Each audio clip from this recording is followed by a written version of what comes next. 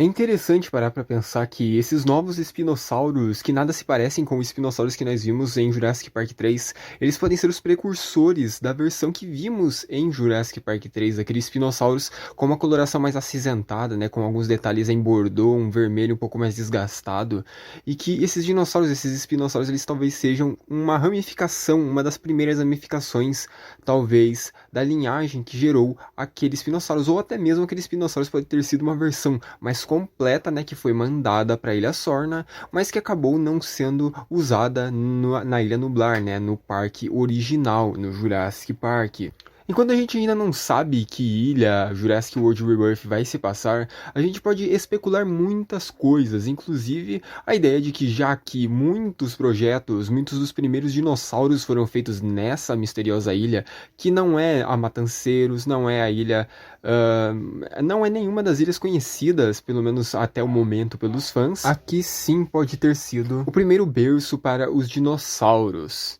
Uma teoria que eu tenho criado para essa suposta ilha misteriosa de Jurassic World Rebirth é que ela vai ser o lar de muitas criaturas endêmicas, no caso, os dinossauros endêmicos dessa ilha. E o que essa palavra significa? Bom, você provavelmente já ouviu falar nisso muito em documentários, talvez o seu professor já tenha dito isso, que são aqueles animais ou criaturas que só se proliferam, que só se criam em um determinado ponto, em um determinado lugar. Por exemplo, na Amazônia, você tem criaturas que não vão ter em outro lugar, em uma savana da África, em nenhum lugar da Europa, da Ásia. E assim são muitas das criaturas e dos animais que existem na Terra, na vida real, no caso. E pode ser que este contexto esteja sendo usado para esta suposta ilha que estamos falando aqui. A ilha, né, sem nome, que vai ter muitos dinossauros, já que muitos deles criados, precursores de muitos outros dinossauros das outras ilhas do Jurassic Park, aqui se proliferaram de uma maneira diferente, né? Se criaram, se evoluíram, né?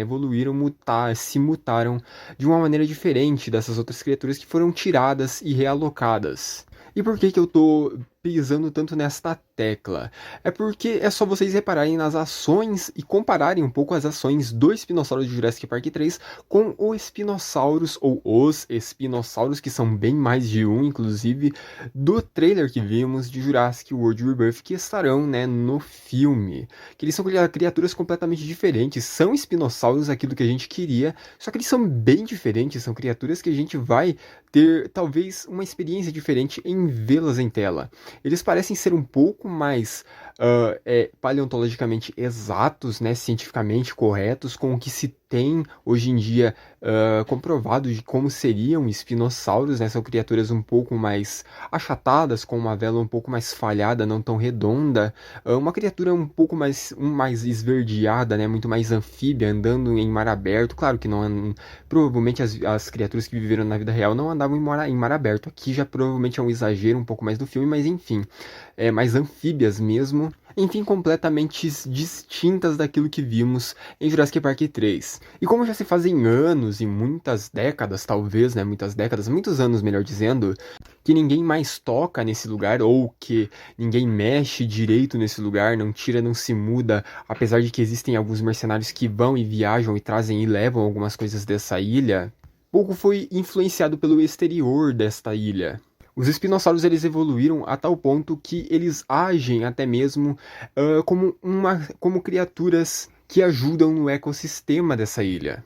É só reparar no trailer como eles circulam os barcos, ou o barco, né, junto com o Mosasaurus. Eles acompanham a criatura. Claro que eles se batem ali no momento, né, meio que criam um conflito ali breve, mas eles circulam, né, em grupo para se ajudar de alguma certa forma, para conseguir, enfim, um petisco ali, né, que são os personagens, né, da Zora e dos outros protagonistas, personagens ali que estão dentro daquele barco. Vai ser bem interessante descobrir o porquê deles fazerem isso, porque não somente pode ser uma evolução, né, um hábito que evoluiu com eles ajudarem o Mosasaurus, mas pode ser uma coisa extra, pode ser alguma influência de outra coisa externa, talvez. E me impressiona pensar como esses personagens vão fugir dessa situação, como eles vão escapar desses espinossauros e desse Mosasaurus, todos eles juntos derrubando o barco onde eles estão.